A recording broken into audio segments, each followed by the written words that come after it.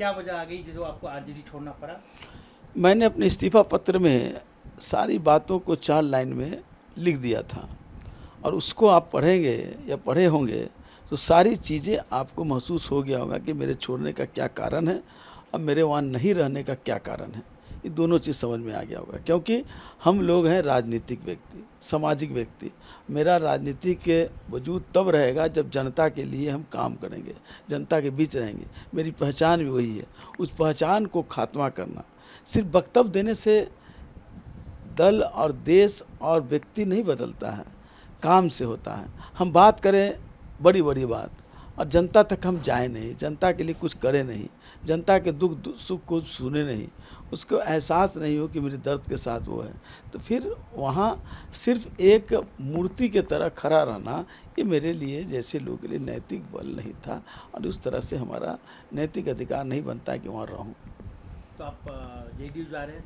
जी हाँ, मैंने उसी समय कहा था कि मैं 8 दिन का समय लिया था आप लोग से भी कि मैं फुलवारी की जनता से राय लूँगा, अपने साथियों से राय लूँगा। मैंने सभी से राय लिया और 8 दिन का मैंने समय मांगा था। सभी लोग से अलग अलग नीचे से लेकर के ऊपर तक के जो हमारे 7 वर्षों से कई दशकों से साथ रहे हैं और उस क्षेत्र के प्रति जब कर रहा था तो उसमें भी उन लोग का प्यार और झलकता रहा है। उन लोगों से बात करने के बाद हम तो 2 चीज़ कहे थे कि या तो संन्यास या किसी राजनीतिक दल, तो लोगों ने बहुत उस पर कड़ी रूप से रुख अपनाया कि आप राजनीतिक संन्यास की बात मत कीजिए और आप राजनीतिक दल में रह करके ही हमारा भला कर सकते हैं।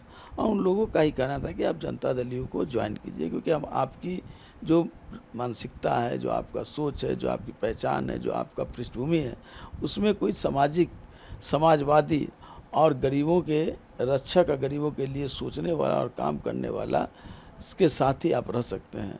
तो मुझे जनता दल के लिए सिग्नल मिला, वहाँ की जनता का और बाहर में हमारे जो दलित उपेक्षित जिनके साथ मैं जुड़ा रहा हूँ, जो हमारे साथ नौजवान जुड़े रहे हैं, सभी लोगों ने एक सुर से कहा। किसी ने नहीं कहा, लोग तो कहते कि अलग पार्टी बनाइए। मैंने कहा कि अलग पार्टी बनाना है किसी के लिए, मेरे जैसे लोगों के लिए बल की बात नहीं है। पार्टियां तो हज़ारों बनी हुई है, उससे क्या फ़र्क पड़ता है।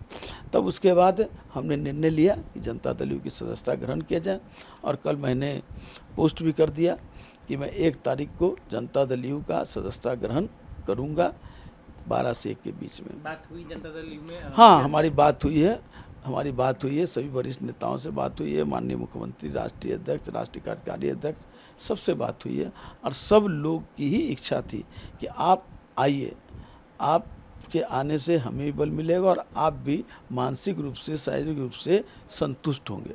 और मुझे लगा कि वहाँ संतुष्टि रहेगी, क्योंकि जितने दिन मैंने उनके साथ काम किया, कुछ सवालों पर मैं छोड़ दिया, वो मेरी गलतियाँ थी, मैं मानता हूँ, लेकिन उनका उन लोगों को कोई गिला शिकवा नहीं है। हम वहाँ थे, सम्मान के साथ थे। मंत्री पद से सवाल नहीं है, मंत्री पद रहते जो काम करने का मुझको मौका मिला और नीतीश जी का जो विजन था दलितों के लिए, पिछड़ों के लिए, उस उद्योग मंत्री रहते भी हमने उस पर काम किया, योजना बनाई थी और नीतीश कुमार जी के निर्देश पर फूड सिविल सप्लाई में भी हमने काम किया। तो नीतीश जी का निर्देश पर हमको काम करने का अच्छा माहौल मिला और काम करने का मौका मिला, इसलिए मुझे लगा कि वहाँ जाना अति उत्तम होगा। जिस पार्टी में आप पहले थे, वहाँ के जो नेता थे तेजस्वी यादव, वो हमेशा नीतीश जी पे हमला करते हैं, बोलते हैं वो किसी लायक नहीं रहे, 2025 में हमारी सरकार बनेगी। तो आपको क्या लगता है कि नीतीश जी में अभी भी वो दम बाकी है कि आने वाले विधानसभा चुनाव में नेतृत्व कर सके? तेजस्वी जी क्या कहते हैं उस पर मैं आज कुछ नहीं बोलूँगा। कल जब मैं जनता दल की सदस्यता ग्रहण कर लेता हूँ तब मैं उन सारी चीज़ों को खोलूँगा। वैसे मुख्यमंत्री का उनमें क्षमता है कि यूएनओ के प्रमुख भी बन सकते हैं, तो उसके लिए भी कोशिश करें। मेरी शुभकामना है। इस राज्य का मुख्यमंत्री क्यों, इस देश का प्रधानमंत्री क्यों, यूएनओ का बन जाए, अमेरिका चले जाएं, अमेरिका का राष्ट्रपति बन जाए।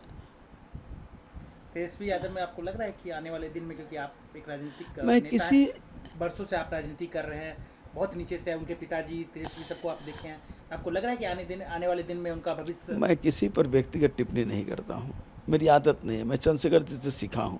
चंद्रशेखर जी मेरे राजनीतिक गार्जियन रहे हैं, जेपी मेरे आंदोलन के गार्जियन रहे हैं, इन्हीं दोनों से मैंने शिक्षा ग्रहण की है। इन्हीं दोनों का कहना था कि किसी व्यक्तिगत टिप्पणी मत करो, और व्यक्तिगत टिप्पणी मत करो, स्वाभिमान और सम्मान के साथ कोई समझौता नहीं करो। और कोई निर्णय लेने के लिए अगर जो समाज में जो सबसे पीछे पैदान पर खड़ा है, उस व्यक्ति की आंखों में आंखें मिला करके तय कर लेना कि तुम्हारे निर्णय से उसको कितना लाभ हो रहा है, कितनी खुशी हो रही है।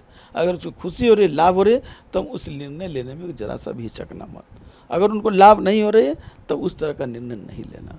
तो मैं इन सारी चीज़ों को मानता हूँ, उसी आधार पर मैं फैसला लेता हूँ।